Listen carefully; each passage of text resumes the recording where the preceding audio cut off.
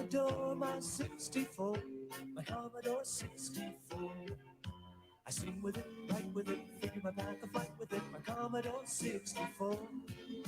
I rate with it, create with it, telecommunicate with it, my Commodore 64. Commodore 64 is available at Advance. I adore my 64, my Commodore 64. What would you say to a golden sun and a beach that runs and runs and runs? Ah, that's better. What would you say to a welcome smile, to a warm hello, to a friendly style? Ah, that's better. Ooh, that's better. It's better in the Bahamas.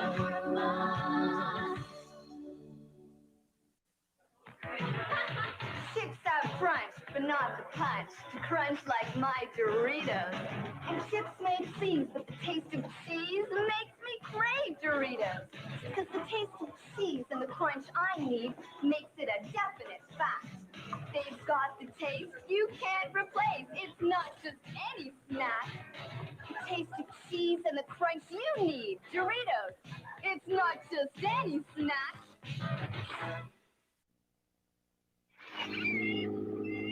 Now's the time, we're waiting for you. Now's the time, so cold and smooth. Now's the time, it's your time. Welcome to the club, my friend.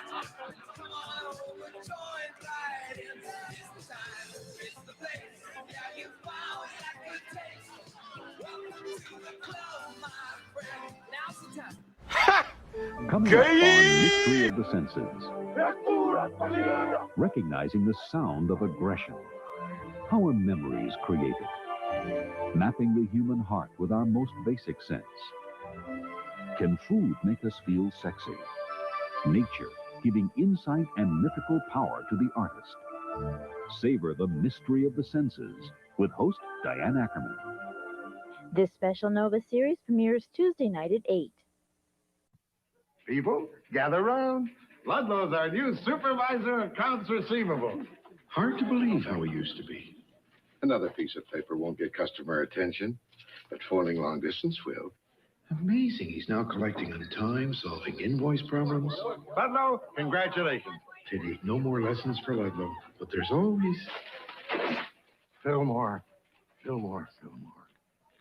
Business long distance from Bell.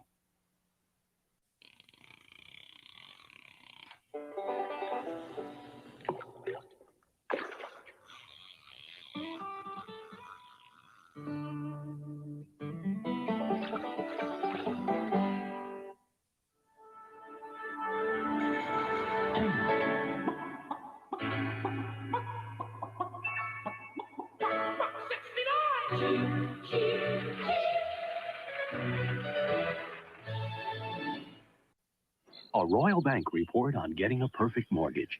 Meet John and Jean and Rex. John and Jean and Rex have everything except a home to call their own and the mortgage they need to get it.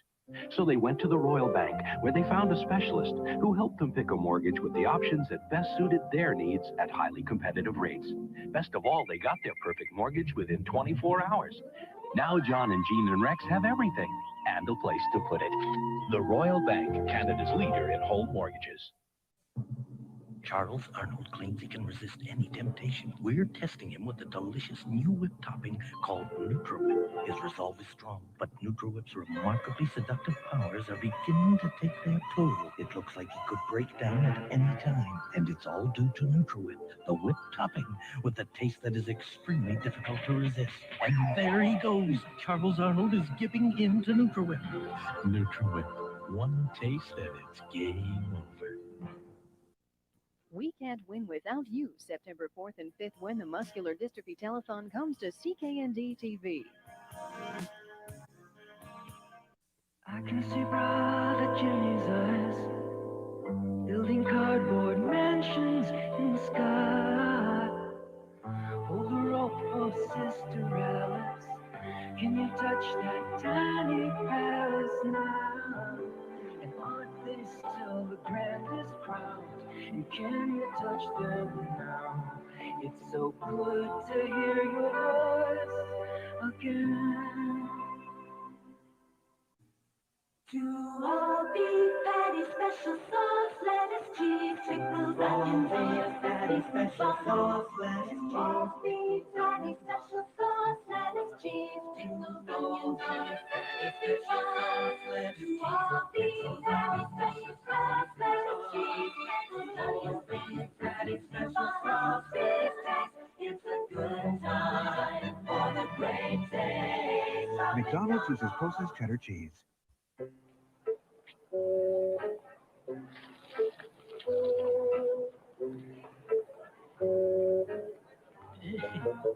Guess who forgot to play their lottery numbers this week?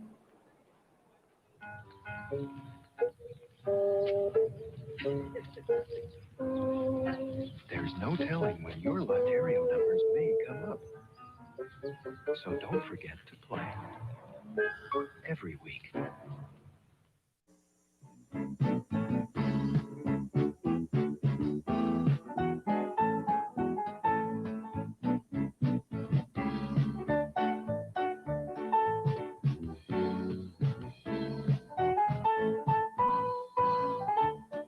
Spend a little time home alone with Justin Wilson's Louisiana Cookin' at home.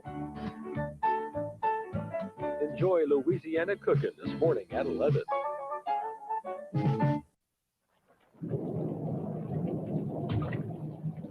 Introducing Sunlight Liquid Laundry Detergent.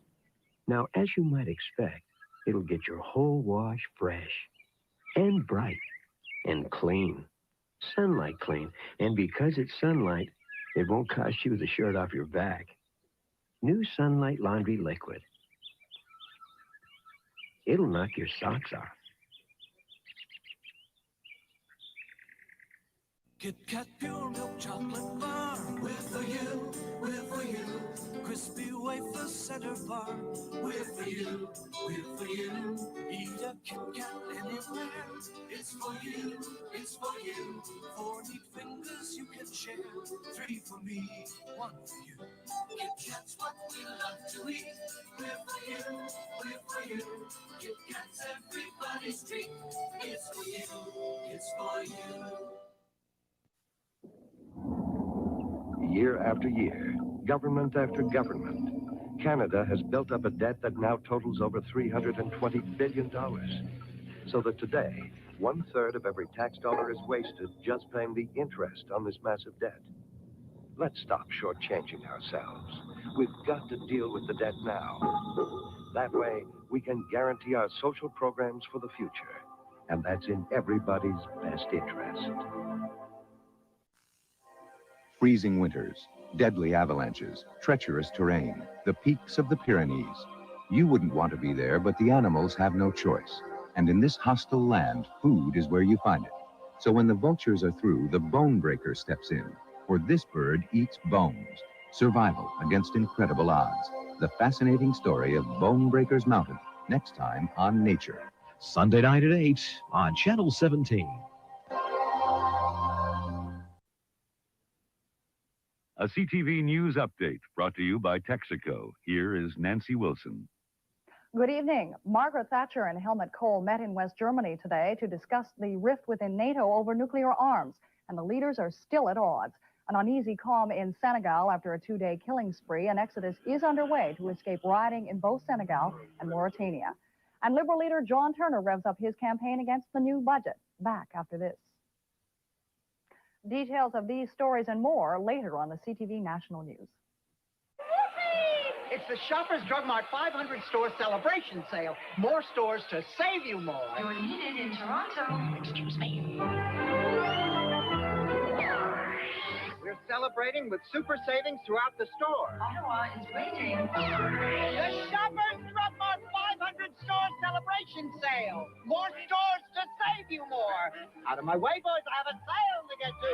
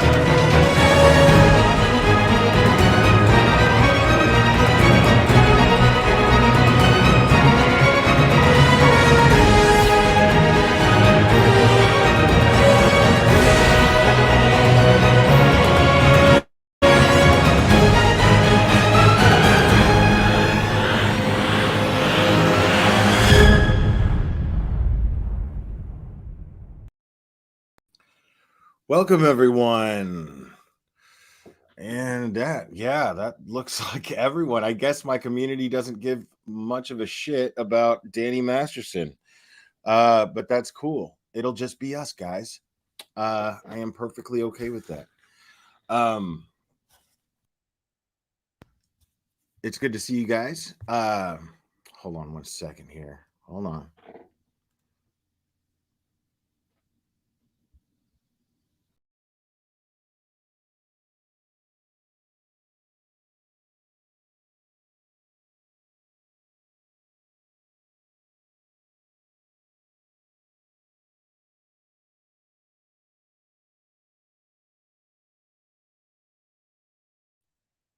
Okay, I'm sorry about that.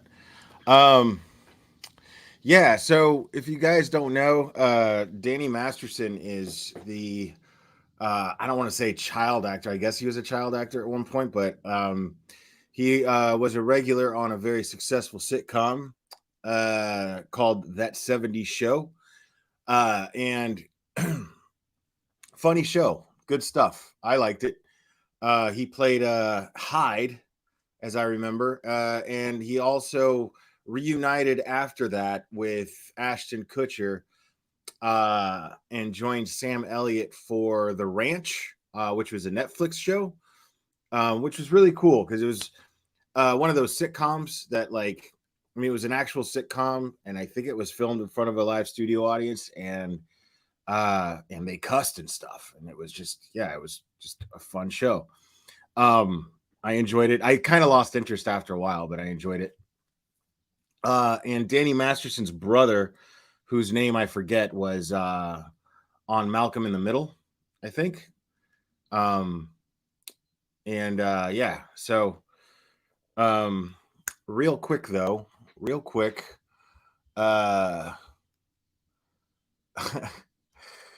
yeah, Karen puts pineapples on pizza. You win handle of the day. You absolutely win handle of the day.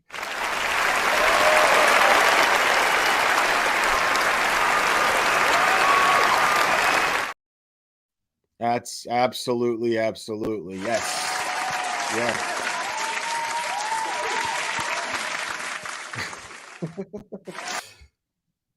So now I'm going to go ahead. I'm going to read an article here.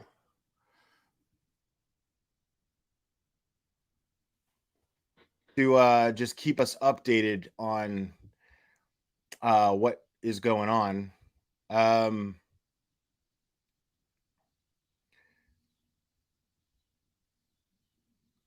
Because apparently it was a pretty dramatic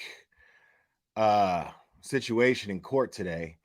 Now the judge ended up finding, the jury found him guilty, and he was sentenced to 30 years to life for rape. Now let me find this article here.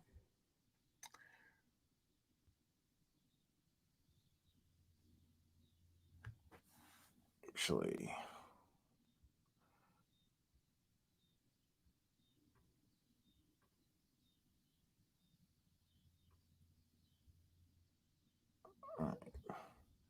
all right, that one's not going to work.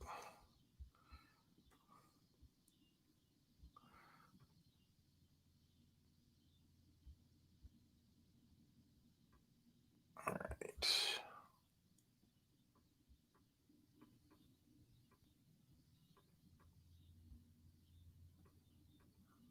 Oh, my StreamYard is messing up today, man. Okay.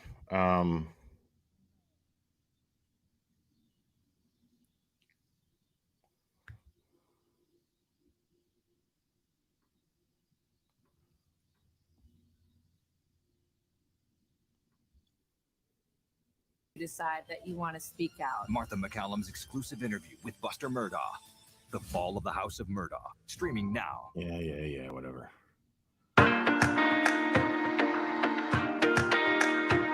I think that's the wrong story. Hold on. Let me do this again here.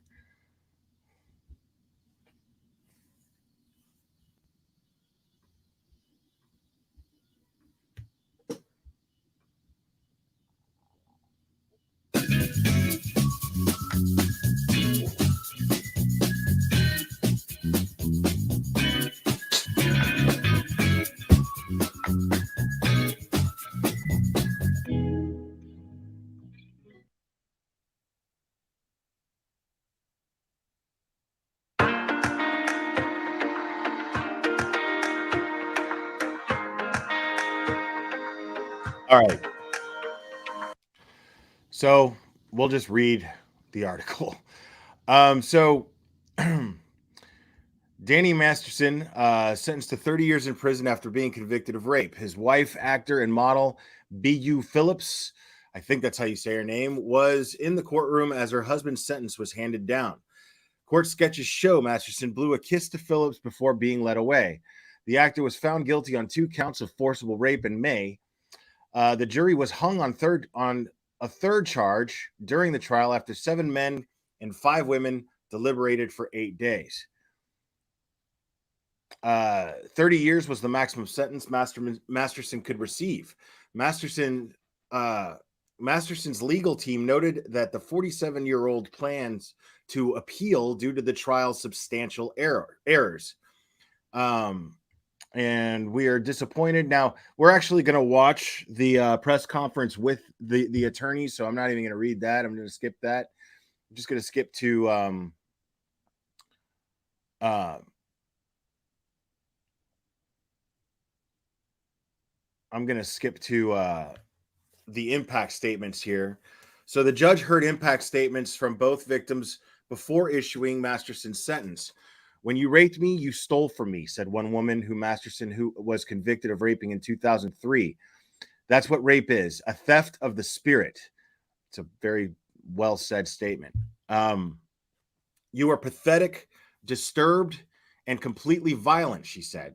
The world is better off with you in prison. The other woman Masterson was found guilty of raping said he has not shown an ounce of remorse for the pain he caused. She told the judge, I knew he belonged behind bars for the safety of all women he came into contact with. I'm so sorry, and I'm so upset. I wish I'd reported him sooner to the police. Masterson watched the women without visible reaction as they spoke. Wow. The Church of Scientology previously claimed the use of religion in Masterson's trial violated First Amendment rights after he received the initial guilty verdict. What? That's crazy. The church has no policy prohibiting or discouraging members from reporting criminal conduct of anyone. Scientologists are not to law enforcement. A statement shared with Fox News Digital at the time said quite the opposite. Church policy explicitly demands Scientologists abide by all the laws of the land. All allegations to the contrary are totally false. This is not there is not a scintilla of evidence supporting the scandalous allegations that the church harassed the accusers. Every single instance of supposed harassment by the church is false and has been debunked. Wow. So people think that the Scientology church was actually like intimidating people, threatening people, victims. Crazy. The former That 70s Show actor was on trial for the second time in less than 6 months after his first ended in a mistrial. Masterson initially faced up to 45 years in prison if he was found guilty on 3 counts of rape by force or fear on alleged sexual assaults, which occurred between 2001 and 2003 at his Hollywood Hills home. His wife Phillips gasped when the guilty verdict was read, and his May trial and wept as he was led away. Other family and friends sat stone-faced. Prosecutors told jurors that Masterson drugged the women's drinks so he could rape them. They said he used his prominence in the church, where all 3 women were also members at the time, to avoid consequences for decades. Wow. The accusers alleged they were hesitant to file charges due to the church's strict protocols against public involvement with member issues. I am experiencing a complex array of emotions: relief, exhaustion, strength, sadness, knowing that my abuser, Danny Masterson, will face accountability for his criminal behavior. One of the accusers, whom Masterson was convicted of raping at his home in 2003, said in a statement provided by the attorneys at Boyes, Schiller, Flexner to Fox News Digital. Another Jane Doe said, I thank the jury for its service, and while I'm encouraged that Danny Masterson will face some criminal punishment, I am devastated that he has dodged criminal accountability for his heinous conduct against me. Despite my disappointment in this outcome, I remained determined to secure justice, including in civil court, where I, along with my co-plaintiffs, will shine a light on how Scientology and other conspirators enabled and sought to cover up Masterson's monstrous behavior. Masterson's legal team argued that the acts were consensual and attempted to discredit the women's stories by highlighting changes and inconsistencies over time, which they said showed signs of coordination between them. Masterson was arrested in June 2020 and had been free on a $3.3 million bond. He pleaded not guilty to the charges and has maintained his innocence. Dude. Yeah, that dude's done, bro. I mean, if he appeals, okay, but holy crap.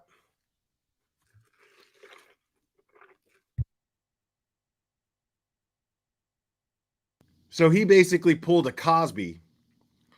So between what was it? 2000, 2003, he was I don't even remember, but he was drugging women and raping them. Yeah, I'm not drinking coffee now. I'm drinking Diet Dr. Pepper right now. But I mean, yeah, this dude, but I mean, Cosby's out now. So, I mean, Cosby, I don't even remember what the sentence was that Cosby got, but Cosby was basically thrown under the jail and he's out now. So, go figure.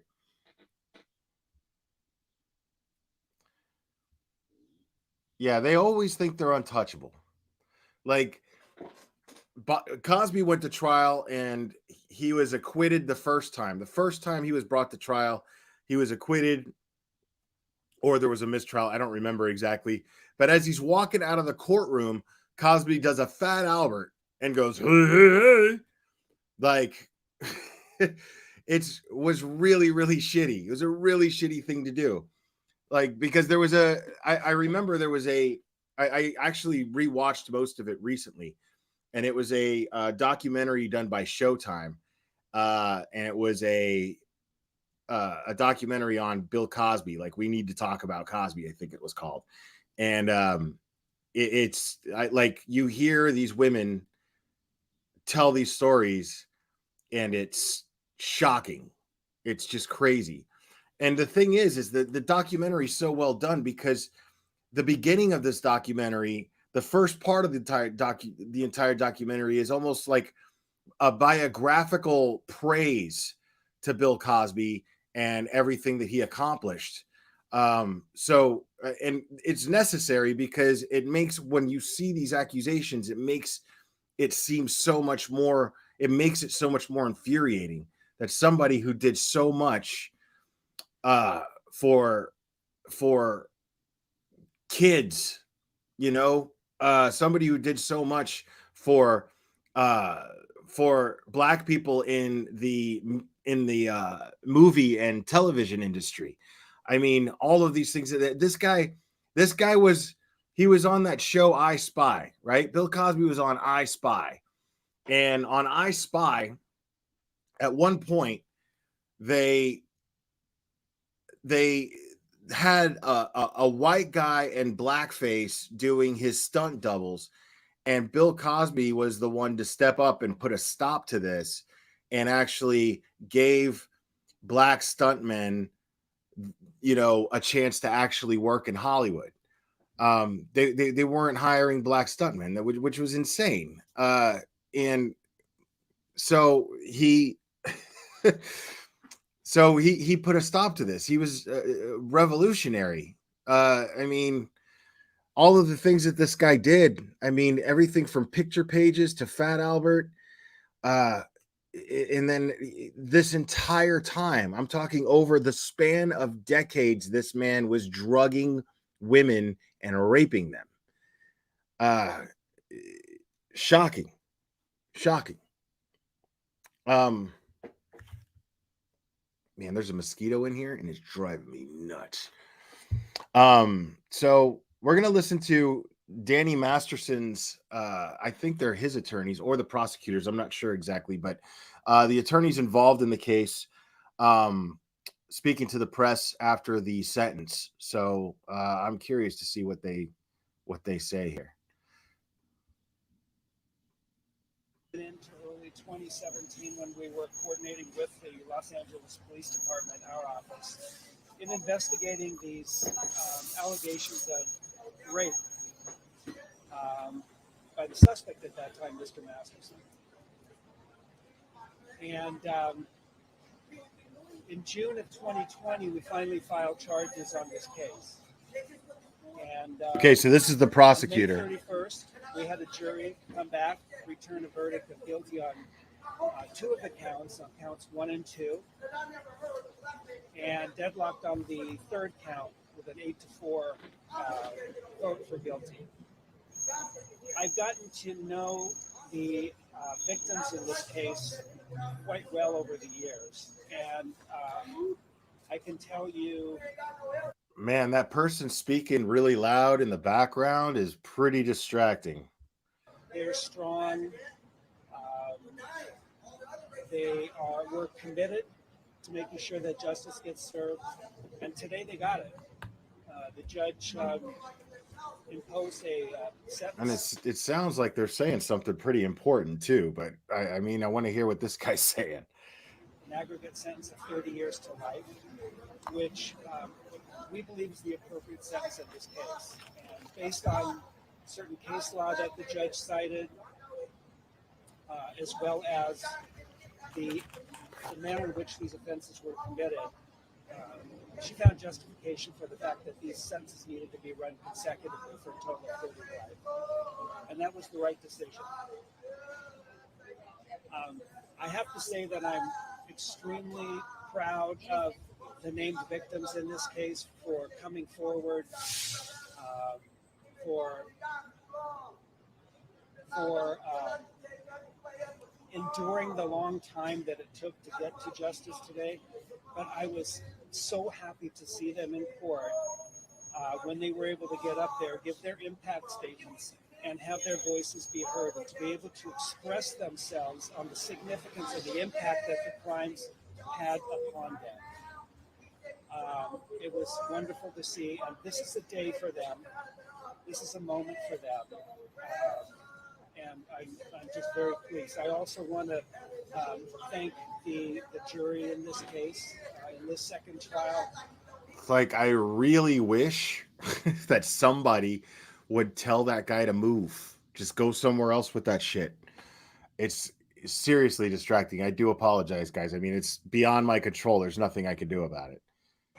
They were able to overcome a lot of the preconceived notions and the rape myths that you sometimes see, and the delay in reporting, which is so often the case in these types of cases.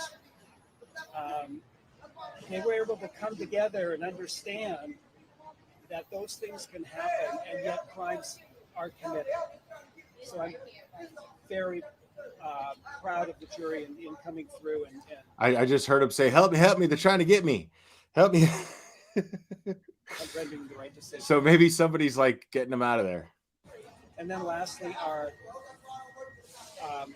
team, Ms. Anson, Ariel Anson, we brought on board another colleague, Deputy District Attorney Ethan Milius, to come in and assist, and his assistance was invaluable. And so we were able to ultimately present the case to this jury, and they got it. They were able to see through the evidence and come to the right decision and finding this defendant, Mr. Masterson, accountable.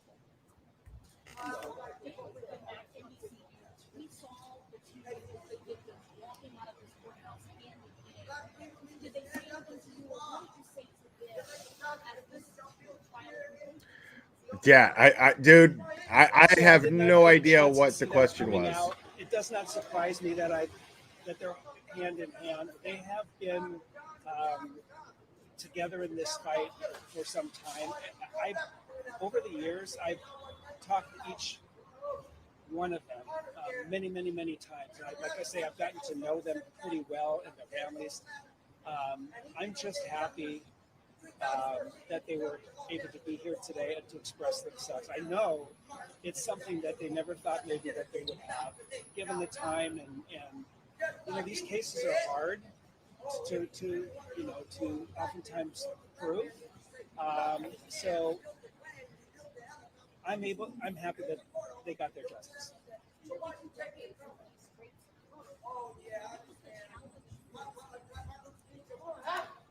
I mean, it's crazy because it's really hard to prove. Like we're talking like 20 years ago, man. These rapes are allegedly 20 years ago. So how do you prove a rape 20 years ago? Or multiple ones? But I mean, they did. They managed to convince the jury. Everything that kind of goes along with that, it's a lot of the, again, a lot of these preconceived notions where people say, well, it's like 20 years old. Does it really still matter anymore? It's 20 years old. Why didn't she say something sooner?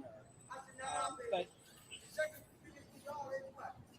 that's where it's important for us to make sure that we're able to convey to a jury that those things happen. That's not unusual, especially when you're dealing with rapes of a known offender or someone that you've maybe been in a relationship for some time. Yeah, see, the Me Too movement played a big hand in that because you're talking about you know these victims who didn't they felt intimidated. I mean, just the mere fact that the perpetrator, their alleged perpetrator, is a celebrity. Just that mere fact is enough to intimidate. And then you have the Church of Scientology, which I don't know how much truth is there to the church playing some sort of role in being intimidating or deliberate intimidation towards these victims. I don't know the ins and outs of the Church of Scientology. I really don't.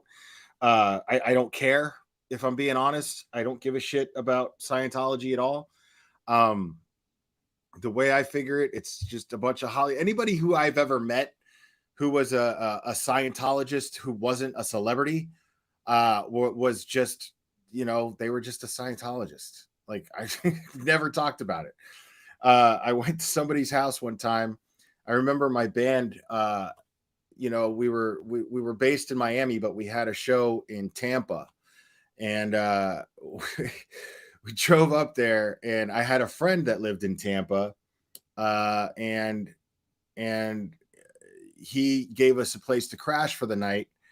And he was living with a roommate, and that roommate had just a shit ton of Scientology books, just a shit ton. Like there was just like 2 bookshelves just full of like Scientology stuff, and they were super into it, but the subject never fucking came up. You know what I mean? Like, I didn't get they didn't try to push it on me or any of my bandmates or anything. The subject never came up. We just drank.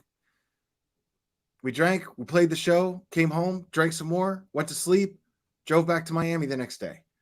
It's all we did. Exactly. What's up, Ted and Tech? I mean, yeah. So I don't know anything about Scientology, and I don't give a shit. So I really don't know like how much of an intimidating presence the Church of Scientology happened to be in this case. I mean, I would imagine the church, if they're going to be protective of anyone, they're going to be protective of their celebrity members of the church, because having celebrity members of the church would help spread the word. It's it's like having a celebrity endorse your product, if you own a company. It's just, it's basically kind of how it is. They've got the celebrities' names stamped on it, and so,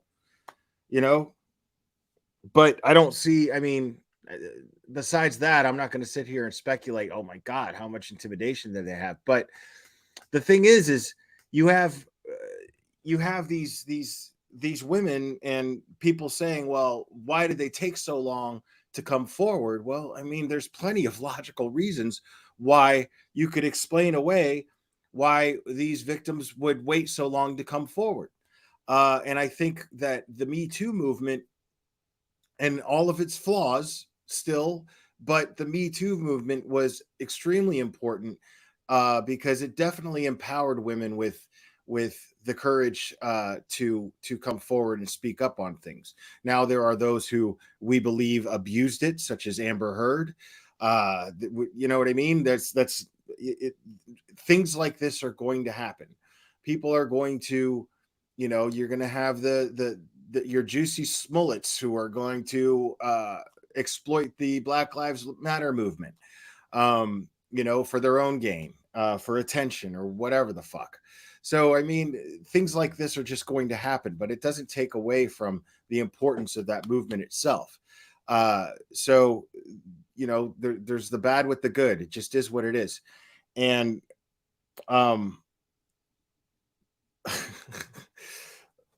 let's be honest. You believe Amber Heard. Well, good for you. This chat is welcome to everyone, no matter how ignorant. But yeah, you're welcome here, just like anybody else. But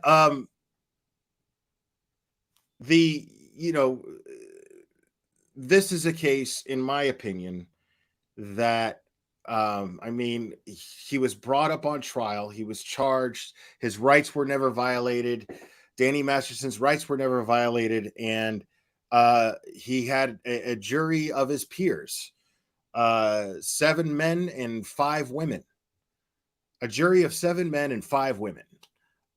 So I wouldn't call that unfair. And if the prosecution managed to prove beyond a reasonable doubt that Danny Masterson is guilty of these crimes, even 20 years later, then, I mean, there should not be an expiration date on justice. Unfortunately, with a lot of things, there's a statute of limitations. If you can believe it, there's a statute of limitations on child abuse. If you can believe that, at least in California, there is. So, yeah,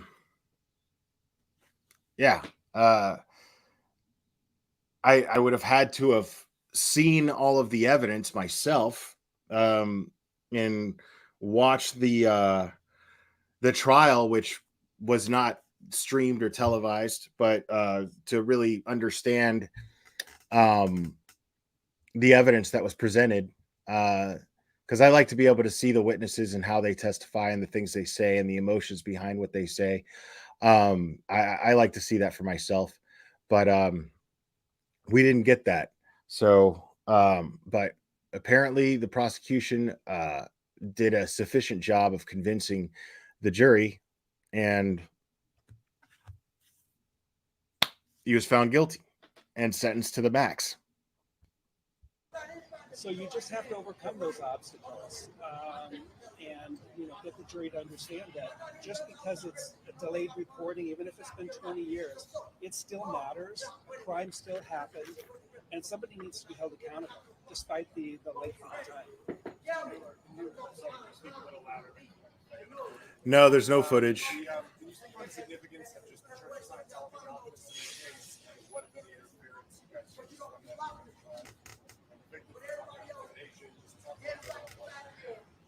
Okay, so what he's being asked right now is more or less, I mean, I could only hear so much of it. He was saying, he was asking what kind of impact the Church of Scientology had as far as like any type of intimidation or anything like that. So hopefully we'll get a more clear answer from this attorney about that.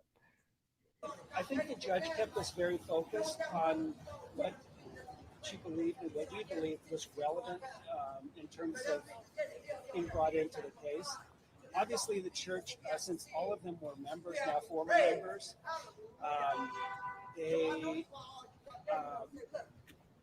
they kind of still lived under those rules and guidelines that the church imposed, and I think that contributed in large part to a lot of their actions in terms of delayed reporting, not wanting to get in trouble, concerns over, being declared a suppressive person.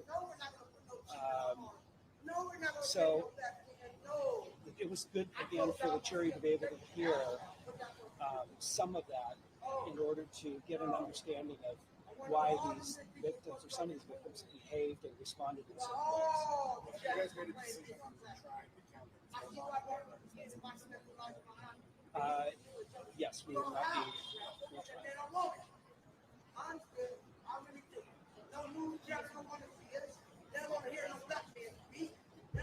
You may have, I got.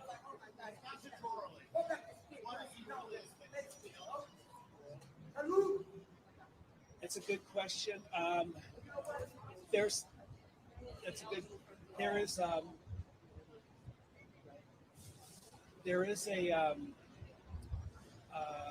a statute that deals with elder parole. So there is a period of time prior to the 30 years that. Yeah, you're probably right. The Church of Scientology planted that dude there to just scream and yell, just to troll the press conference. Before parole. So I can't tell you exactly what that number is.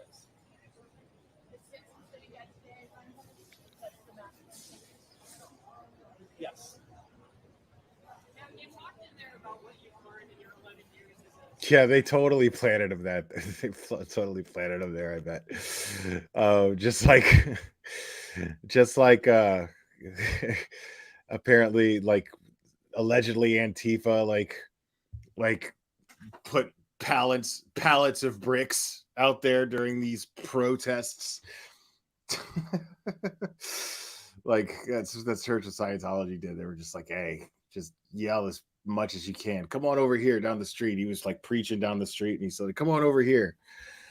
I'll give you $20 if you stand in front of right by this press conference and keep saying what you're saying. Let the world know.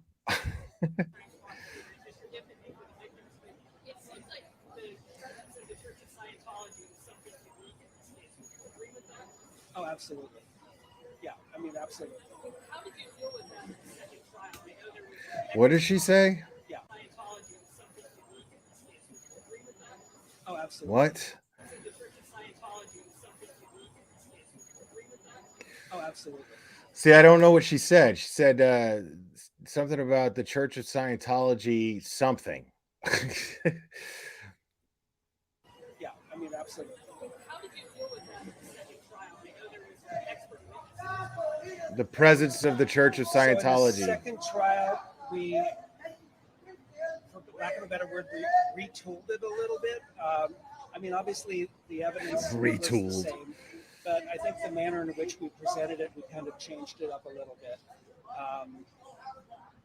We had a different expert testifying to the rapeness, but we also were able to bring in an expert with regard the to rapeness? policies dealing with. Is that a word? The rapeness? Church of Scientology. So I think that probably had some influence in terms of corroborating much of what the victims had to say.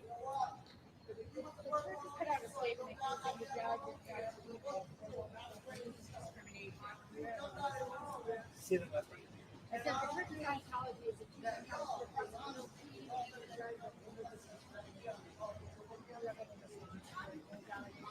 Yeah, there's absolutely nothing to that. Everything that we have done has always been. Why is there no producer? Like, I saw an Entertainment Tonight microphone, like NBC, Fox, everybody's there. Why is there no like really high paid producer going, hey, get somebody, and calling that place and saying, get somebody to get that guy to fucking move. Get him out of our fucking shot.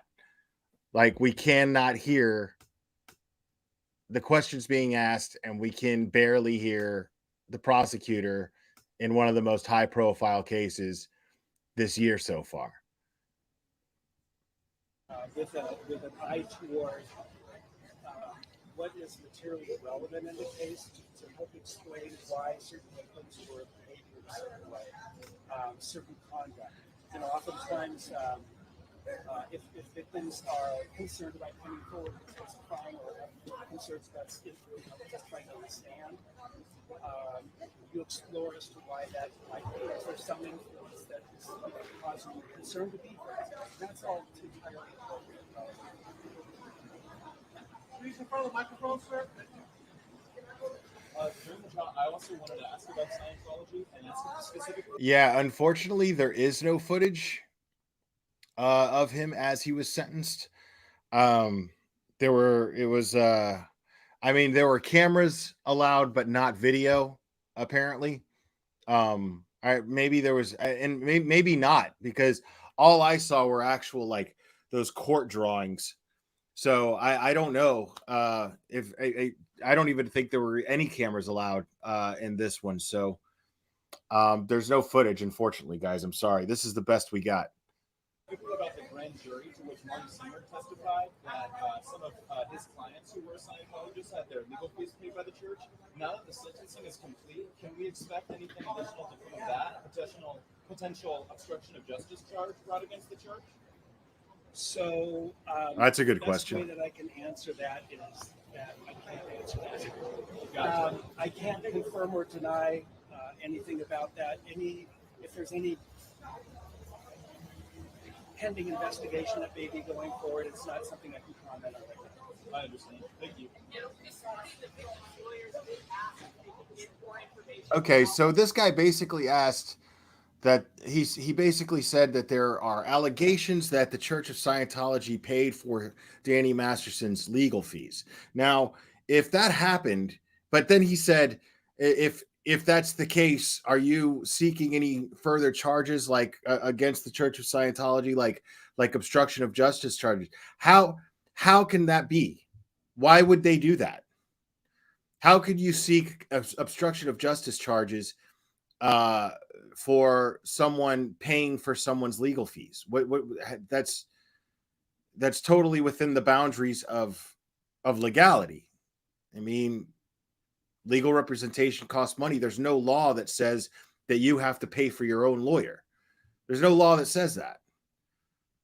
And that doesn't in any way prove, it doesn't even slightly in any way prove that they were using intimidation tactics against the witnesses. So, you know, and I'm not trying to defend the Church of Scientology here. I mean, I'm just saying that was just a weird fucking question coming from that reporter. Like, why? What in the fuck makes you think that you can bring up that's even a possibility to bring charges of obstruction of justice against the Church of Scientology for putting up legal fees, for putting up the legal fees for Danny Masterson's defense? That doesn't make any sense.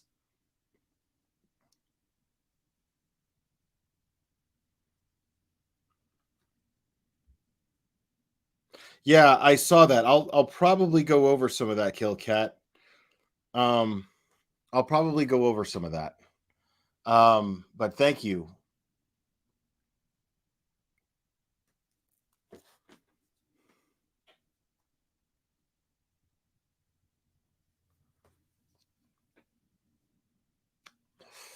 I mean, but wouldn't they already charge him with that, Brianna? I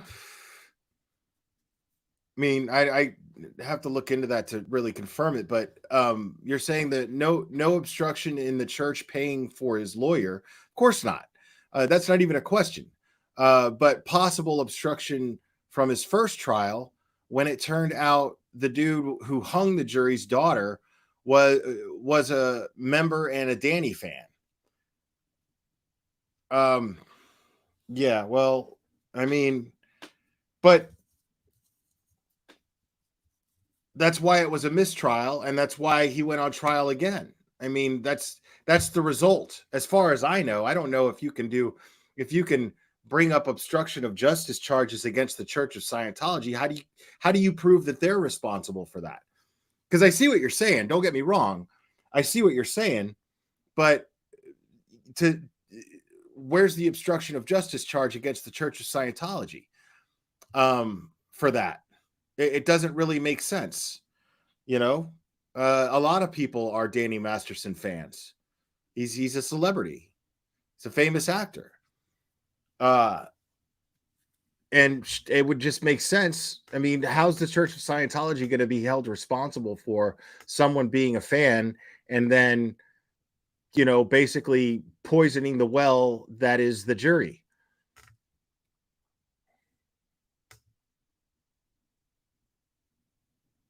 Yeah, but that's what she says. You know what I mean? Like, I'm not saying it's not true, but Leah Remini, I know who she is. She's the woman from King of Queens, and I know that she's been very vocal against the Church of Scientology as a former member. But again, we're talking about just allegations. You know, we're talking about somebody just saying things. You know, they could be true. They could just be her word. You know, you're saying they tried to intimidate the witnesses, Cherry, but that doesn't mean, I mean, where's the proof that they did? That's what I'm saying. Where's the proof that they did? How do you prove that? You know what I mean? What the discovery was that was linked to Scientology. It seems like that's still unresolved. With the request. Yeah, my understanding is the request was that they wanted whatever we had been provided to us coming from the Church of Scientology, I should say more accurately, coming from Vicky Podboreski.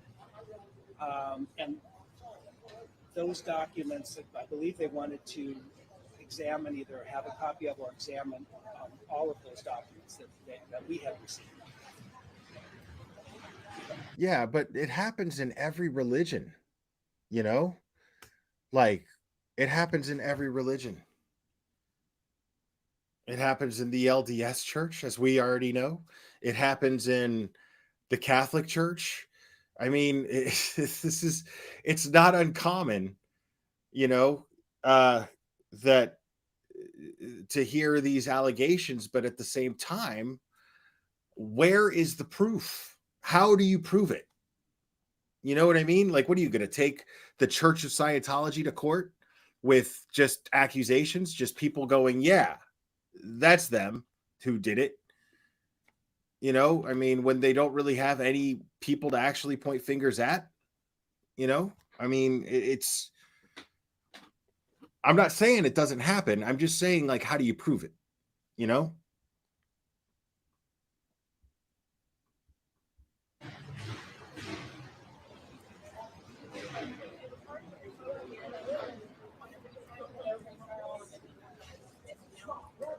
No retrial. At the very beginning, could you please give your initial reaction to the decision today?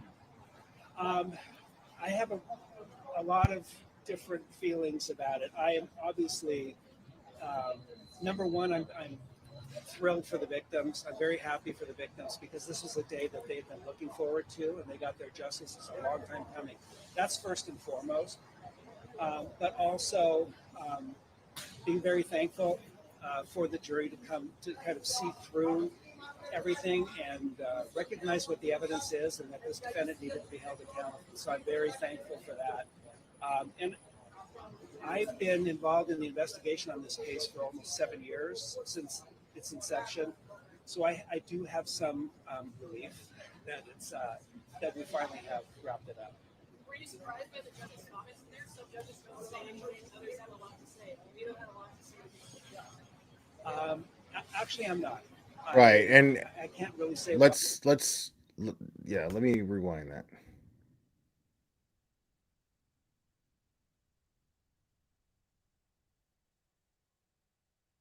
So, real quick, for those of you that are wondering why there was no cameras allowed in the courtroom. If I had to guess, I'd say it's because the victims have rights, and the victims seem to want to have remained anonymous because they're being referred to as Jane Doe 1, Jane Doe 2, Jane Doe 3.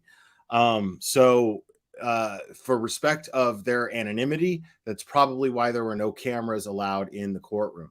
And why we don't have any footage of the verdict. We don't, I mean, and especially the sentencing, because these victims made impact statements, and if they want to be anonymous, we're not going to see those impact statements. We're not going to even be able to hear their voices.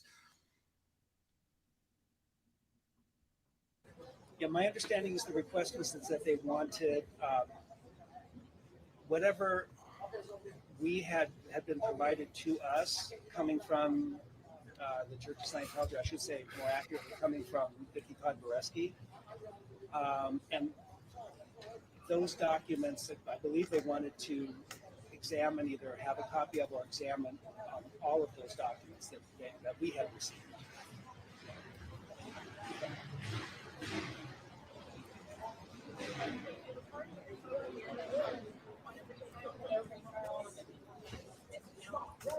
No retrial. At the very beginning, can you please give your initial reaction to the decision today? I have a lot of different feelings. Yeah, I don't think obviously. He didn't say anything about Jane Doe 3.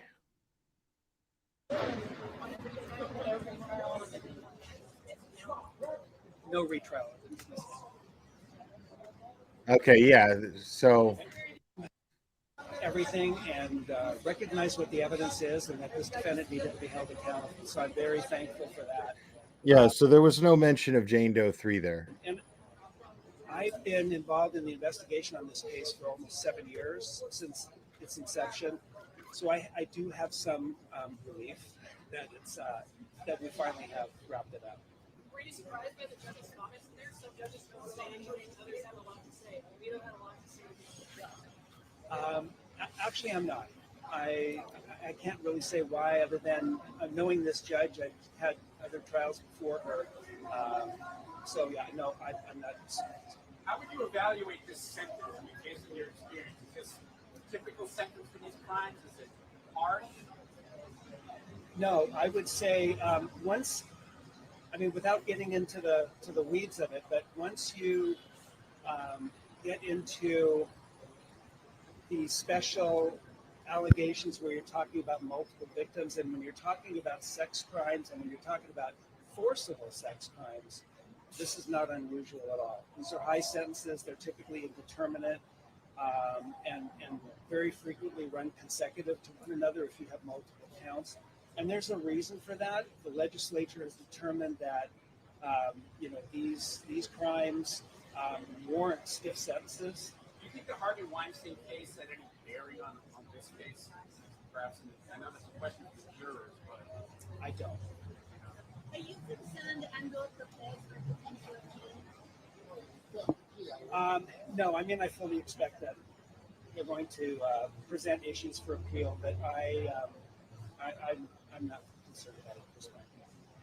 I don't want to rephrase this question. One of the things that that's going to bring up is lack of DNA, lack of physical evidence. I feel like 10, 15 years ago, I'm just curious for your experience, that used to be a larger hurdle than it is. Now you're seeing more cases completed on corroboration, archives. What do you think about that? Yeah, I mean, absolutely. Over the years, I have seen a shift. What we now call, let's say, for instance, counterintuitive victim behaviors, the lack of DNA, bruises, not enough bruises. There's, the early reporting. All of those things years ago, I think had a much greater impact in terms of getting the jury to understand. I think we've come around a bit now, which is why this is so important here, because this is one of those cases, 20 years old, right? And you're going to have people who go, well, this is 20 years ago. But keep in mind, there is evidence out there for a prosecutor who wants to go search This doesn't just have to be a he said, she said. There's always some corroboration out there if you look hard. And in this instance, we had victims who had reported earlier to friends, fresh complaint witnesses, and the jury. Again, this is why I'm so happy with these juries, that they understood that despite all of that, from the evidence that they've heard, this defendant was guilty of these charges, and they were able to come together and make that decision collectively, despite all of the noise and everything else that might have come out on defense. So one jury at a time, one courtroom at a time, as these things happen, it just gets better for victims of sexual assault down the line.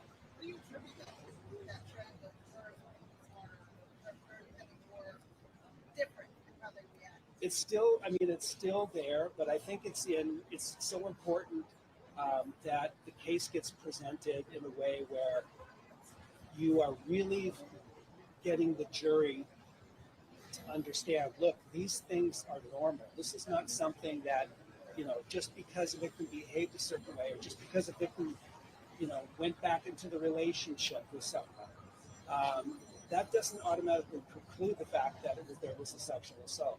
So it's just getting that information conveyed and hoping that the jury gets it. And this jury did.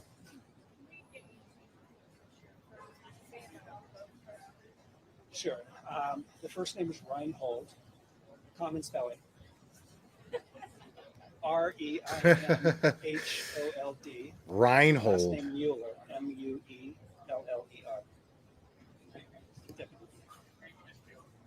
Thank you.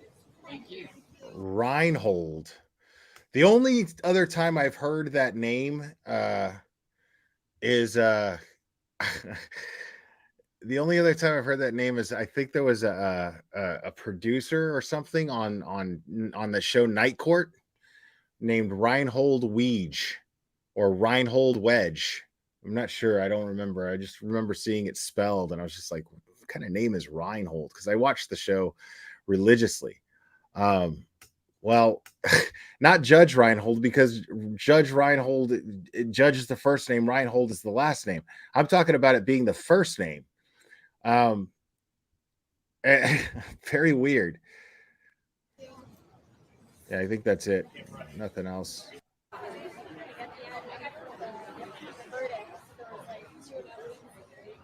All right. Let me I'm gonna find that all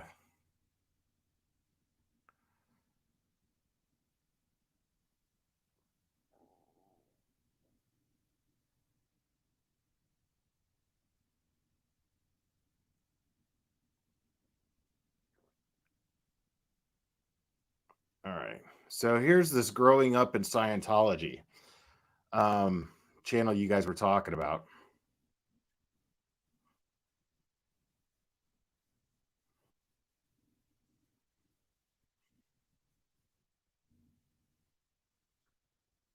For joining me for one of the greatest days in the history of SPTV.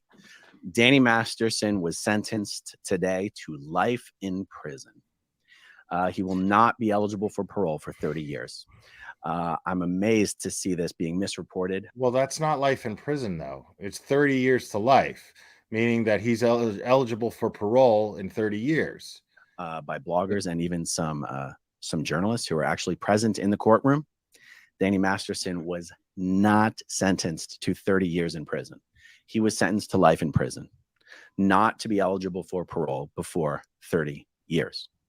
Charles Manson was eligible for parole. He was denied parole at least 11 times. So Danny Masterson was sentenced to life.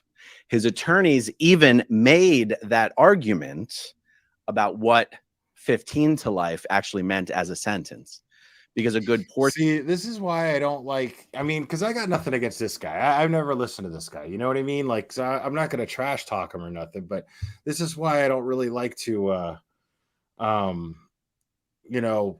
go by what YouTubers are saying for cases. You know, when I'm actually talking about a case, I rarely ever, unless I'm dragging that YouTuber for misinformation, I usually don't go over other YouTubers. I don't rely on them for reliable information. Very rarely do I ever do that.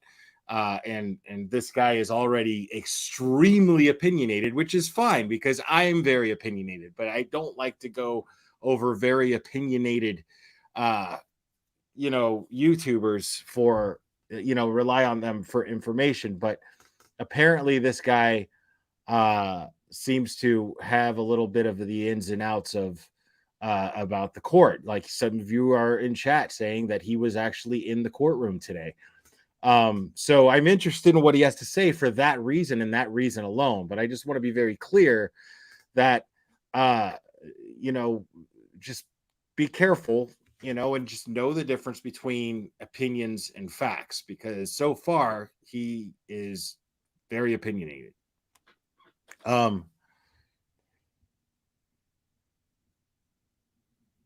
Right, I get that, but I guess, I mean, I don't know, it's just to just call it life in prison. I mean, it's not what it was called, though. I mean, I mean, wouldn't it just be life in prison with the possibility of parole? I mean, I've seen that sentence happen before.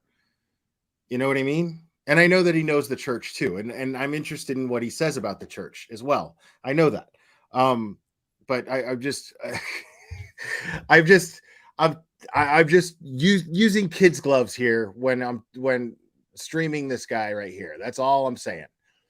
But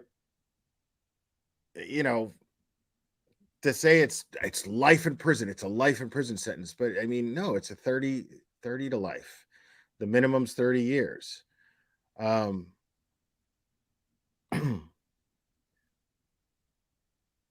Now,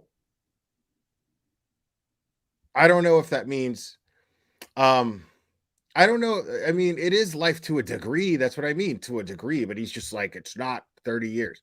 But if it is 30 years, all I'm saying is I honestly don't know. If some of you guys in the chat are being like, no, he's totally right. Okay, that's fine. Maybe he is. That's cool. What I'm saying though is, I feel like why wouldn't they just say life with the possibility of parole? Or life and not eligible for parole for 30 years. Why 30 to life? Because doesn't it seem like if it's 30 years, 30 years, could he possibly be could he possibly be eligible for parole before that 30 years? Unless he specifically said that, unless the judge specifically said that in court. Now, I'm going to take his word for it simply because he was in court today. I wasn't. All I did was read an article. So,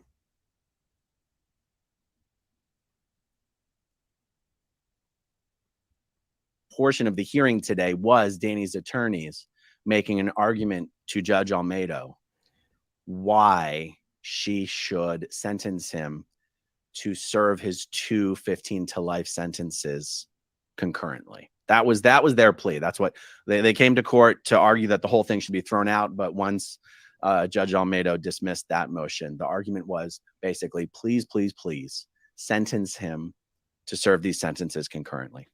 And in Philip Cohen's argument for why, one of the reasons. Yeah, chat, let me be clear. I'm not,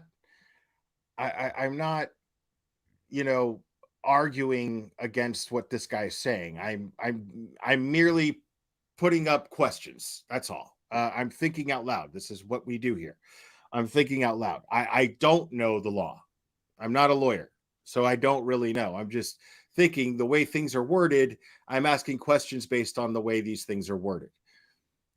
So, but I'm not sitting here saying this guy's wrong. The reasons why that should be the case. He said a sentence of 15 years to life is not a sentence of 15 years. And he explained why. So why journalists are misreporting this is beyond me. I can tell you, and I haven't necessarily put a bullet points together of what I want to talk about. I know what I want to talk about. I'm going to bounce around a little bit. When it came time for the judge to directly address Danny in the sentencing, it was powerful. It was powerful.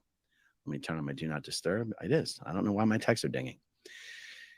She said, paraphrase, because I mean, I've typed it out as much as I could, but I don't even have those in front of me right now. Actually, I should pull them up. But she basically started out by saying, I'm sure you see yourself as the victim here. I was like, oh, damn. Let me see. This was almost the last. Judge Almeida. She says, you've been steadfast in your claims of innocence and feeling justified. You're probably asking yourself, how could you be convicted for charges from 20 years ago?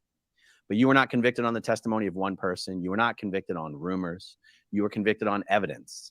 The victims testified about what occurred in 2001 and 2003. They reported the rapes to someone shortly thereafter. Jane Doe 1 told her mom and her friends. Jane Doe 1 told the Scientology officials. Jane Doe 1 wrote to Scientology's International Justice Chief. Jane Doe 1 reported to the LAPD a year later. Jane Doe 3 reported to the Scientology ethics officers and higher Scientology officials. Also, shortly after Jane Doe 1 reported to Scientology officials, you paid her $400,000 to be quiet. And she even said, look, a lot of people will say, you just paid the money to avoid the embarrassment and it's easier to just, squash the whole thing. And she goes, but Danny, that's a lot of money to pay for something you claim didn't occur. I was like, damn, I didn't know a judge was allowed to say something like that. Because at least in front of a jury, you're not allowed to present that kind of information. Because you're not allowed to use right. But unless I'm mistaken, the jury isn't present for the sentencing.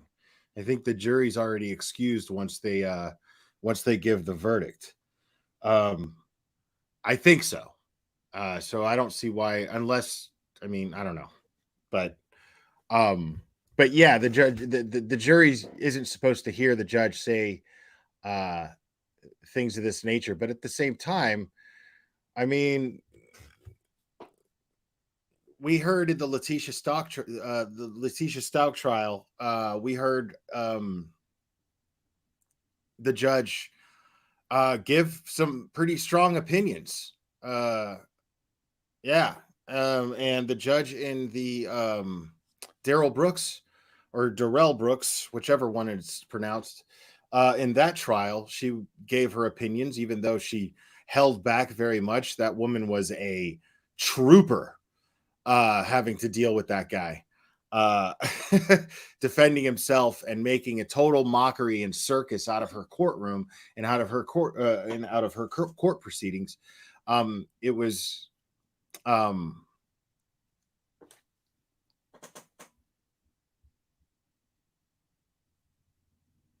thank you, Perfectly Imperfect. That also makes a lot of sense. Such a settlement to presume guilt, but Judge Almeida was like, ain't no jury in the room now, Danny boy. She did not believe that a Scientologist like Danny would pay $400,000 to another Scientologist to keep another Scientologist quiet about something that didn't occur. I was like, God dang, she then said, the allegations of the women are all very similar to each other. These victims were still members of Scientology when they came forward. The argument that they only colluded decades later just does not make any sense.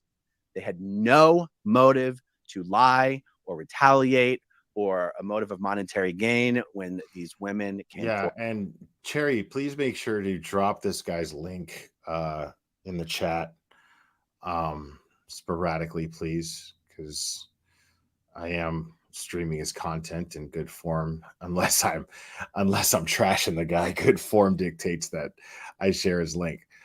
So make sure to subscribe to this guy if you like him and you dig what he's saying. Forward as Scientologists. And there was even more testimony from other women who you were not charged with. The jury found you guilty beyond a reasonable doubt. You are not the victim.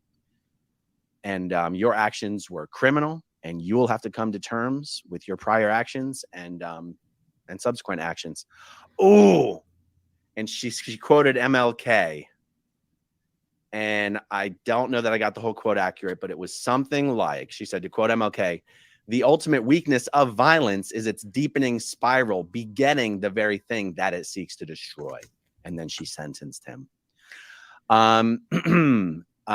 She said, you know, these attacks involved. Yeah, karma. I mean, I'm not going to sit here and say the guy doesn't know what he's talking about. I don't think I mean, he's not a true crime channel. He doesn't really, I would imagine that he's following this case simply for the Scientology aspect of it all.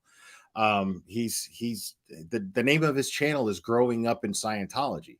So I don't imagine that he probably follows a lot of cases. So I don't expect him to know that, you know, a judge can say pretty much anything they want during sentencing, more or less. I mean, within the boundaries of ethics, you know, they could say whatever they want. They could be opinionated if they want. I agree with you. I've seen it happen in almost every trial. I think the tamest one that I ever saw was Judge Wolf during the sentencing of Joe Ray Daniels.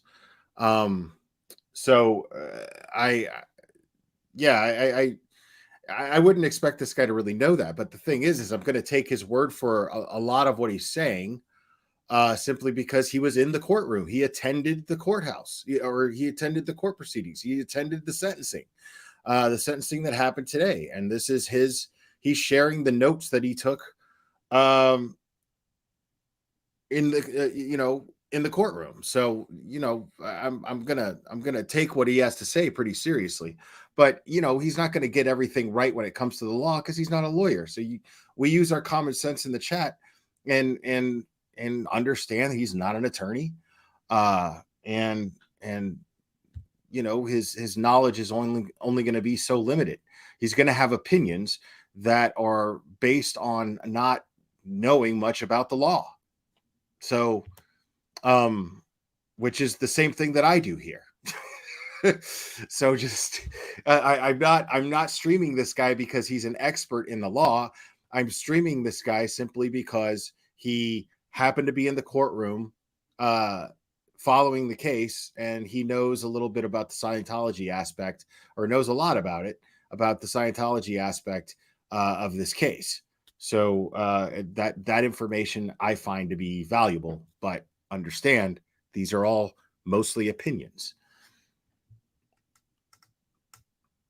My words here aren't making a lot of sense that I see that I've written down. The use of force, different women, different dates, different circumstances.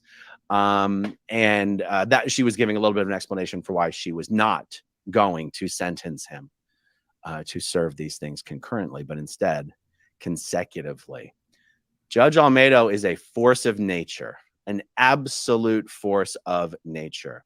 The hearing started out with one of Danny Masterson's new attorneys. So Cohen was still there. Philip Cohen was still there. Sean Hawley was still there. But he brought a new attorney to represent him specifically on the issue of trying to get the case thrown out. Now, it's funny because the lawyer was arguing as if his motion was a case for a new trial. But even as I was paying attention, I thought, is there something I'm missing here? Because he doesn't even seem to be asking for a new trial. He just seems to want to throw out the old trial. He's not even, because his argument was that this is all beyond the statute. Yeah, but Stitching Girl, that doesn't automatically make him an expert in the law all of a sudden. I've spoken to attorneys many times. But I'm like, I couldn't tell you for sure, but this is what I think is probably why this is happening. Statute of limitations. That's the best that I can do. That's the best of what he's doing too. Mistakes were made in reading the relevant statutes, and all of these things were beyond the statute of limitations and never should have been tried. He wasn't asking for a new trial. He was saying there never should have been a trial in the first place. Well, I was redeemed when Deputy DA Reinhold Mueller finally got a chance to speak, because he's like, Your Honor. He's like, this is not a request for a new trial. He's saying the trial never should have been held in the first place. And he's just asking you to throw out not only your decisions, but the decisions from the previous two judges in this matter as well. Guys, I got to tell you, when the lawyer who was making the argument, and I've got his name written down, but I'm not going to find it. When the lawyer who was making the argument that all this never should have been tried and it was beyond the statute of limitations, this lawyer is a damn good lawyer. This guy, like, I'm a guy who can be pretty easily swayed by a really good argument. What's the statute of limitations on rape, though? It's got to be a really good argument, but I'm pretty easily swayed by them. You know, when I watch a documentary, by the end of that documentary, my mind's made up. And then I watch the counter documentary, my mind gets made up again. I'm just saying, I'm easily swayed by a good argument. And I thought the amount of detail and the amount of specific reference to case law and different case laws, I was like, oh my God, the judge has got her hands full on this one. By the time it was Judge Almeida's turn to respond to him, it was like LeBron James, open court, heading for the hoop, and some poor defender just gets in his way. And he's like, I'm going to posterize this guy.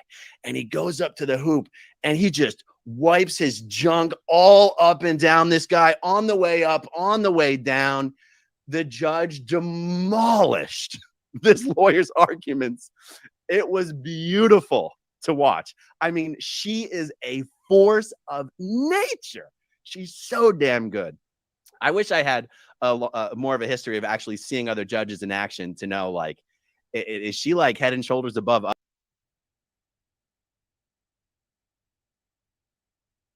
That's nothing against him. It's just, it's not what I'm looking for as far as information goes. And it's just too reactional and too opinionated for me to want to listen to right now. And no disrespect to him. It's not that. It's just, it's not what I'm looking for at the moment. But so a lot of people, so some people are bringing up Ashton Kutcher and whether or not he distanced himself. And yeah, they killed off his character on that show, The Ranch. And it sounds like that happened around when the allegations first presented themselves. And he, and the thing is if I had to speculate as to why Ashton Kutcher distanced himself from him, if that's the case, I would say yes, he's a well-known advocate for sexual assault victims and an advocate against human trafficking. He's well known for that, but also, I mean, you got to think he worked with this guy for years. So there were probably instances, behaviors that he saw. I mean, they probably hung out socially from time to time, and certain things happened in front of Ashton that probably made him kind of go, you know, it's almost naive to think that there wasn't, you know, occasions where this would take place. Oh, okay. Here we go.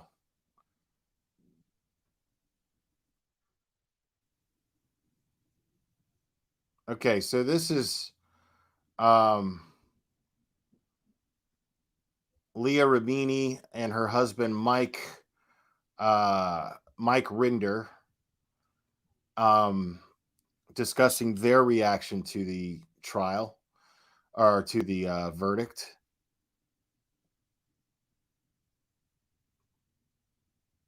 And it was a live stream. Let's check this out. Live we've ever done. And wait, I've got something else on my other computer going crazy. Hold on. Oh, that's not her husband? I'm sorry about that. Shut this off. I thought her husband's name was Mike, but I don't know who the fuck she's married to. Okay, but thank you for clearing that up. Okay, sorry. That's what happens when you're doing live stuff. It's Mikey, how come I don't have a little thingy on my that says Leah Remini? Oh, because this is my YouTube channel. It's not for that's not on you. It's just I had that view on the big side by side rather than the expanded. Now you can see it's moved. Hi, everybody. Yeah. You Is get anybody one here. How do you tell? How do you know? Look, you can see Okay, right now there is 1,313 people watching live. Hi, everybody. Can you see that up in the corner? No, even with my Okay. glasses on, but that's okay. What? But can you see that there is a number up there, or you don't have that on your end? I don't see that. I don't but that's remember. okay. Let's move on. Hi, everybody. Hi. I'm the only person that's going to answer you. All the other people haven't got an opportunity to say anything. They can put their comments there. Oh, you see them? Yes. Okay, we're muddling our way through this. All right. Look. Okay. Yes. That may not be familiar. Danny Masterson was sentenced to life in prison. Correct. He is only eligible for parole after 30 years. Okay. And there was a lot of detail about how that came about and what his lawyers were arguing, et cetera, et cetera. We're not going to repeat that stuff. Yeah, and if you haven't seen it, you should. Aaron did a great job Yes. of describing what happened, the events of today. So if you haven't seen that, guys, you should see that. But that's not what I can do, and I wouldn't do it as well because I'm not there from that perspective, and I don't quite understand everything that's going on anyway. And I'm there as an advocate for the victims. To be there for them. And so that's what my focus is on, making sure that I can be of service to them. And that's what I've been, I hope, for the last 7 years. Right. Yeah. Yeah. Because we started this when we were doing the aftermath. Correct. And, we went to visit each one of these victims and actually filmed with interviews with them. Correct. And spent a lot of time actually with them because their stories were so devastating. And I don't mean stories like they're making up stories. I mean, their experiences were so devastating. And it was so startling to me in particular that each of them had almost identical experiences with Danny Masterson and his sexual predation. And I was like stunned by what had happened to them and the outrageousness of how they were treated. And a number of people have actually put in comments, I think yesterday, saying, well, weren't you around and weren't you one of the people that was taking it out on these victims because you were in OSA at the time? I actually never heard about this case. People think that because I was the head of OSA, I knew about everything going on all the time. But remember, I was also in Clearwater full-time on the Lisa McPherson case from 1998 until... Yeah, see, and I can separate people's religions from, because, I mean, Bex is saying, don't get me wrong, Tom Cruise is a great actor, but his religion is effed up. I mean, okay, like Cherry hates Tom Cruise, but Cherry hates Tom Cruise because he's a Scientologist. But the thing is like, you can't deny that he's like one of the hardest working presences in Hollywood. Like he just is. He's like, see, everybody's like, Tom Cruise is a weirdo. But see, I can separate the art from the artist. I have no interest in sitting down and hanging out with Tom Cruise. I don't have anything in common with the guy. I can't imagine, I could sit there but I can admire Tom Cruise for doing so many of his own stunts, for constantly always pushing limits of his own safety for the sake of just a good shot.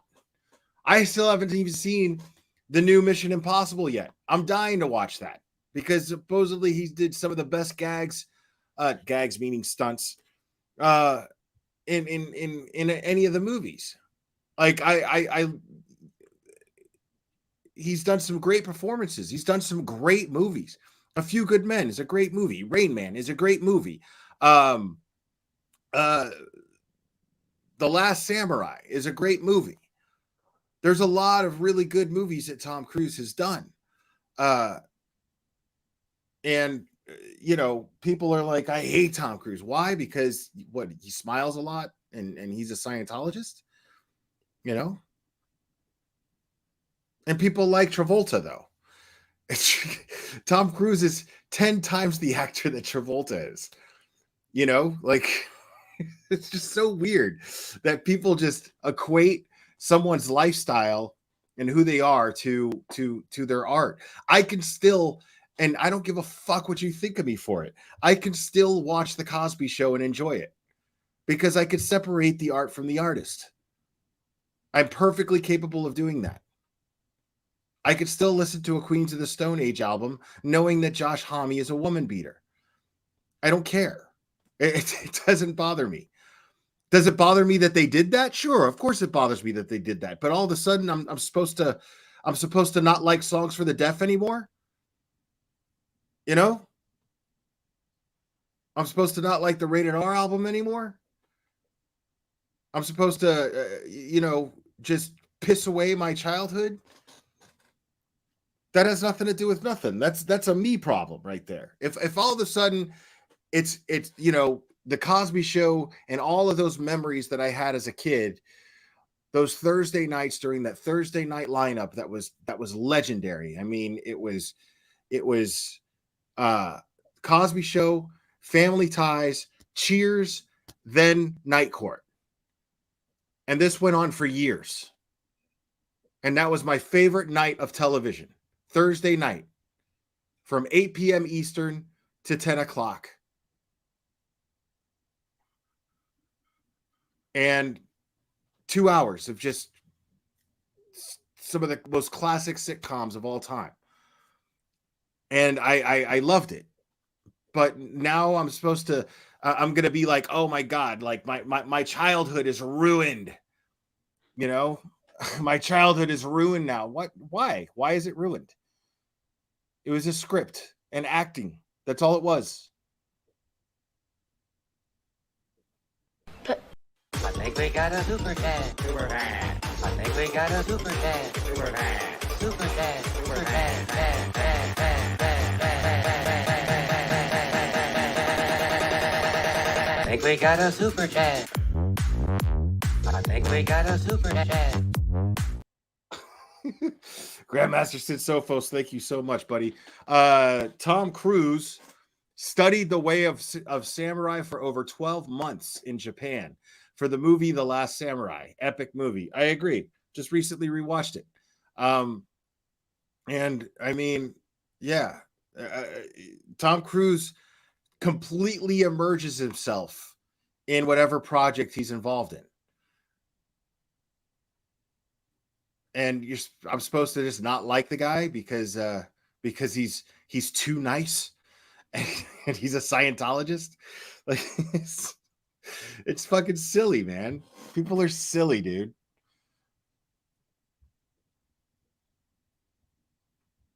Until 2003. Yeah. So, and then I was basically in the hole. So right, and I have, and Mike, I have accused you of this as well. So like when I left, I was like, "Did you know anything about my cycle?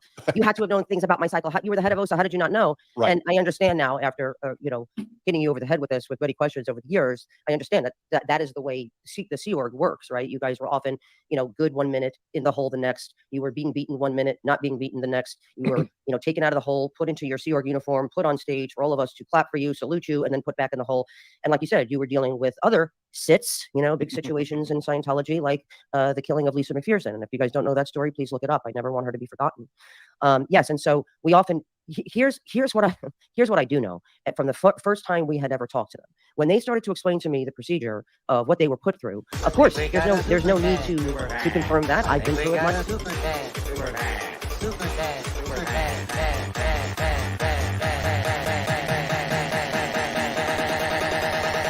I think we got a super dad. I think we got a super dad. I think we got. Okay, Ryan. Oh, Mr. Harlan's Tales of History's Famous Burglars. Thank you, buddy. I love The Last Samurai and Mission Impossible. That's what I'm saying, man. Like I'm supposed to not like these movies because the guy's a fucking Scientologist? That's silly, dude. That's just silly. But Mike, you've been through it. Anytime Right. something happens to a victim in Scientology, you are immediately interrogated as to what you did to have deserved being molested, raped, beaten. If you get into a car accident, just sitting at the light, well, you were there, so you must have done something to have received being rear-ended. And so you're Right. always the person who's interrogated. Where I am, specifically today, right? I mean, we've been through this for 7 years, like we've said, with them, doing our best to be supportive as we can, doing anything we could, tweeting about it, posting about it, doing anything we could to help them to receive justice. However, these women, and I what am now? in awe of, for not just it wasn't enough, right, that they were brutally raped. It's that these women then they reported these crimes to Scientology when they happened. They were then put through interrogations, punished. Now, I want to hear what she's saying, but like this is interesting right here. Here's a thought that just came to me. Doesn't Scientology have them believe they're aliens? Now, I don't know that, but I know that aliens are involved in the religion in some way. And to most people, Scientology seemed ridiculous for that reason because they involved aliens. So, it involved aliens in some way. And so, like, now that the government has confirmed UFOs, I mean, what now? Doesn't that add some validity? The end level is an alien, right? So doesn't that add some validity to their religion? I mean, more validity than Christianity, if we're being totally honest. I mean, I know this is going to piss some people off because Christianity is based purely on faith. Purely on faith. Nobody knows if God exists, or at least that particular explanation of what God is, that particular perspective of what God is supposed to be, right? So, I mean, think about that for a second. Doesn't that add some validity? More validity, technically, than the Christian religion. And I'm not saying that's the way I'm going to go. I'm a man of faith to a certain degree myself.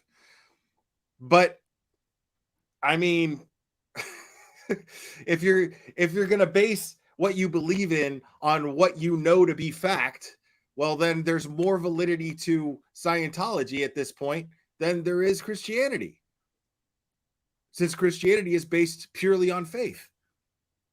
And until the government confirmed that there is alien life and UFOs, since the government confirmed this, well, I mean, if to those of you who want to base religion and beliefs on what you know to be fact versus what you simply just have to believe in and have blind faith in, I mean,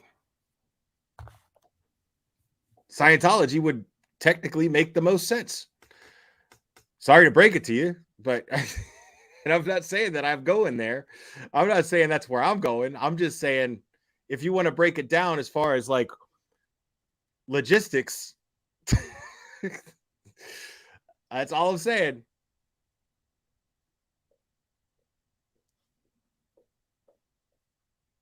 Okay, they believe that we're made up of millions of little aliens.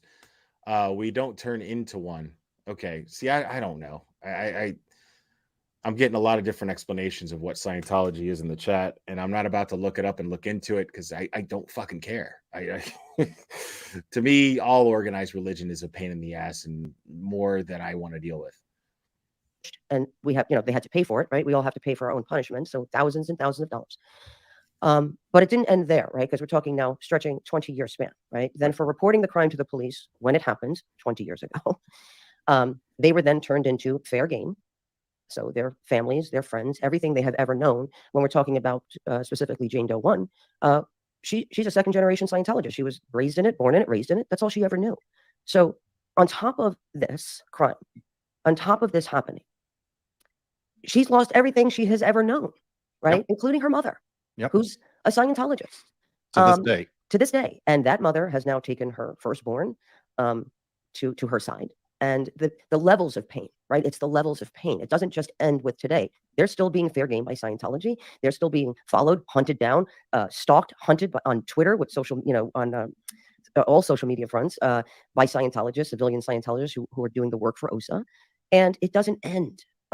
Listening to the victim impact statements, again, it was very hard for me to remain, I feel like I can't react, I can't cry because I don't want them to see me crying. Like that would mean that I was being weak, and I couldn't be there for them. And so I tried, but I failed at the task. But listening to what's happened to their lives, what's happened to their families, that their families have been destroyed, that Jane Doe 1 can't sleep in the dark, she can't take a shower, she can't go on. I know so much about their everyday of what they suffer, and I don't think people really get that it's not just about the crime that was committed, right? It's continuing today. It's emotionally scarring, and those scars do not heal. At least they don't heal for a long, long time if they And ever also, do. Mike, they're not allowed to heal. Like, I'm sure people try to pick up the pieces that are not Scientologists who were raped, who were molested, who were abused, but they're not allowed to because Scientology won't allow them to. Right. Their friends who are Scientologists who should have come forward, the mother of Jane Doe 1. Yeah. Now I want to point out, like, Leah is making some very, very excellent points here. Because that is those are things that I have heard about Scientology. I watched the documentary on Scientology once, and I saw a movie called The Master that seemed to be based on Scientology. It's a fictional story that seemed to be inspired by the birth of Scientology and L. Ron Hubbard and all of that sort of thing. But yeah, it seems like there's these very strange habits that they have and methods that they have to keep the members of their church in control. And yeah, it's just very, very it is a great movie. Evil Queen. It is a great movie. It's Paul Thomas Anderson. Big fan of that guy. There Will Be Blood, Boogie Nights. Paul Thomas Anderson is great. But yeah, there seems to be a lot of there's a lot of stories about Scientology, the Church of Scientology, that just make it seem like it's just straight up a cult. Once you're in and you're not getting out. But then, at the same time, I'm seeing people who are out. So I don't know, man. I take this stuff with a grain of salt. I'm not saying these things don't happen, but I just like to stay open-minded about these things. And I still try to be, to some degree, respectful of those and their personal beliefs as well. Right. And, look at the bad rap the LDS Church has because of the things that are these crimes that we follow, that the LDS Church, that name comes up in these cases. So it's interesting. What do you mean do my homework? I already told you that I don't really give a shit about the Church of Scientology that much. I really don't. To me, that's, when I say I don't give a shit, it means that I genuinely don't care. Like, if that is your religion, you're free to believe in what you want. I'm not going to disrespect your religion, and I'm not going to go out of my way to learn about your religion from people who are simply had a bad experience in it. There are people who shun the Catholic Church simply because their priest had molested them, and then the church covered it up. But that has nothing to do with their faith. Your personal faith and your connection with what you believe to be God is, in my opinion, what matters. I don't think that you can dictate. I mean, you look at the Nation of Islam and how they tried to control Muhammad Ali. What happened to Malcolm X? You know, I mean, it just became extremely political. But you know, Muhammad Ali and both Muhammad Ali and both Muhammad Ali and Malcolm X both spoke up and were very public in saying, well, the Nation of Islam does not control my relationship with Allah. That's my relationship with Allah. You know, so I'm not going to trash someone's faith. I'm not going to trash someone's faith simply because there are certain allegations that are taking place within the institution in which these people belong. And that institution being the means in which they choose to worship.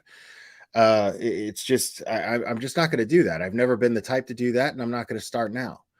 And I don't get to pick and choose and say, well, I respect this person's faith and not this one. You know, I mean, it's who am I to dictate what you believe in and how you choose to worship? It's not my place to do that, and it's not your place to do it either. So like I said, I mean, you don't get to cherry pick which faith is okay to respect, and then which faith is not okay to respect. Whatever anybody's personal relationship is with what they believe to be God is it merits a certain degree of your respect as far as you minding your own fucking business.